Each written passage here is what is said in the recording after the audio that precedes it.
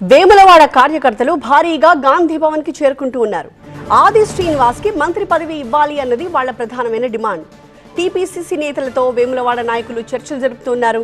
PCC chief Mahesh Kumar కి వినతి పత్రం ఇచ్చారు నేతలు.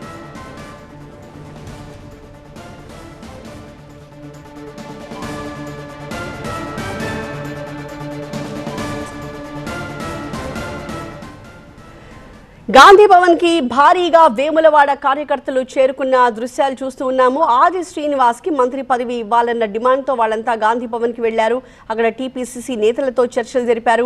పీసీసీ చీఫ్ మహేష్ కుమార్ గౌడ్ ని కూడా కలిసి ఆయనకి వినతి పత్రం ఇచ్చారు నేతలు. లేటెస్ట్ అప్డేట్స్ ని మా ప్రతినిధి ప్రభాకర్ అందిస్తారు. ప్రభాకర్, ప్రధానంగా ఆది శ్రీనివాస్ కి మంత్రి పదవి ఇవ్వాలి అన్న డిమాండ్ తో వాళ్ళంతా గాంధీ భవన్ కి వెళ్లారు. మరి ఎలాంటి ఒక రెస్పాన్స్ వచ్చింది వాళ్ళకి పీసీసీ పెద్దల నుంచి?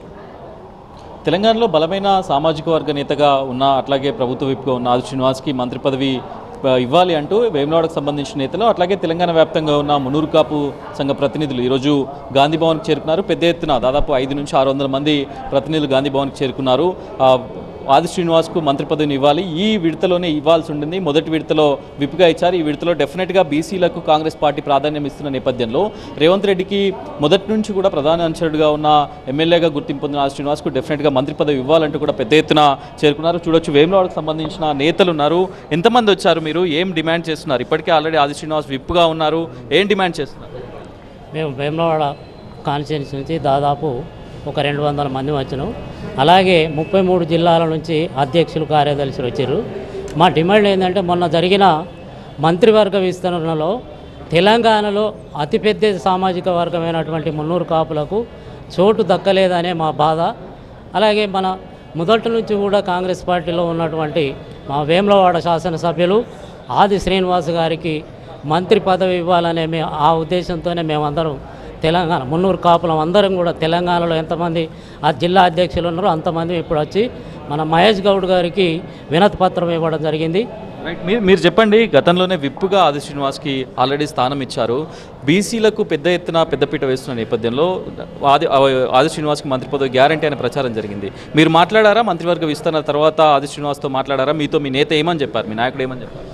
మా నాయకులు ఆదిశ్రన్న గారు మాట్లాడడం జరిగింది. మనము అధిష్టానాన్ని గౌరవించాల్సి ఉంటుంది, కేవలం రిక్వెస్ట్లనే అడగాలి అని మాకు సూచించడం జరిగింది. మీరు కేవలం మన మున్నూరు కాపు సామాజిక వర్గం 49 లక్షల వరకు ఉన్న మున్నూరు కాపు సామాజిక వర్గం ఉంది కాబట్టి ఖచ్చితంగా ఇవ్వాల్సిందిగా మేము, ఎందుకంటే ఆదిశ్రన్న అనే వ్యక్తి తెలంగాణ కోసం కూడా పోరాటం చేసిన వ్యక్తి, ఒకే ఒక్కడు మున్నూరు కాపు నుంచి గెలిచిన వ్యక్తి, ఒకే ఒక్కడు ఆనాటి నుండి ఈనాటి వరకు సిరిసిల్లలో అత్యంత కీలకమైన నేతకు ధీటుగా ఉన్న వ్యక్తి. రైట్, ఇది పెద్ద ఎత్తున కూడా అటు ఆలేరుకు సంబంధించిన నేతలు కూడా నిన్న ఆలేరుకు సంబంధించిన నేతలు, అట్లాగే యాదవ సామాజిక వర్గానికి సంబంధించిన నేతల మీటింగ్ కూడా గాంధీ భవన్లో జరిగింది. ఈరోజు మున్నూరు కాపు సంఘాలకు సంబంధించిన 33 జిల్లాల ప్రతినిధులు, అట్లాగే వేములవాడకు సంబంధించిన కార్యకర్తలు పెద్ద ఎత్తున గాంధీ భవన్కి చేరుకుంటున్నారు.